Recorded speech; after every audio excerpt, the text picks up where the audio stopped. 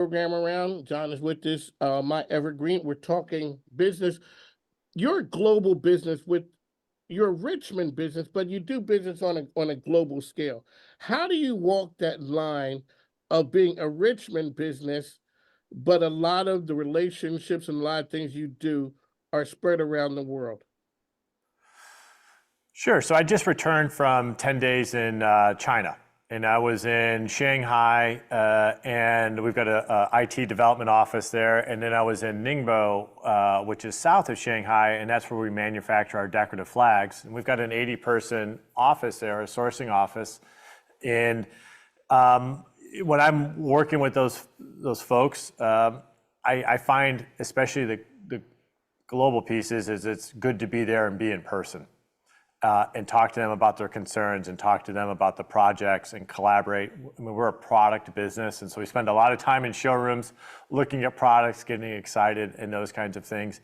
I think that is my approach, our approach. I think it can be the tensions in between the United States and China right now have made it tough at times. But I think going over there and working with our team and seeing that we're there, and then we try to bring as many of those team members over here as possible to kind of work in Richmond. And if you can kind of get that glue between the U.S. and China, or our U.S. and Canadian teams together, it really helps. We flew all of our Canadian employees in here in December, took over the train station, did a great 30th anniversary celebration. But that getting people together and culture is great to overcome, let's call it, distances. So when you had asked about, so when we look at the tensions between the U.S. and China, but you're just there as a business, you have business people there in China. You guys are working together, making it happen where the nations may be having some issues. What's that like when you're there talking that you and the person there, everything's fine between you guys, but the two nations have to work things out?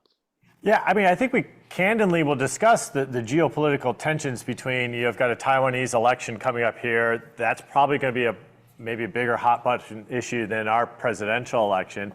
We acknowledge and we discuss, but I don't try to insert what I think should happen or those kind of things. And conversely, when I'm working with our vendor partners or employees over there, they aren't, talking to me about what we should do. We just try to stick to business.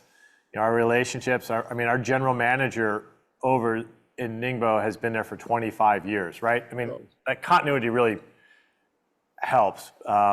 We acknowledge it, we discuss it, but we kind of focus on the task at hand and what we're trying to execute on.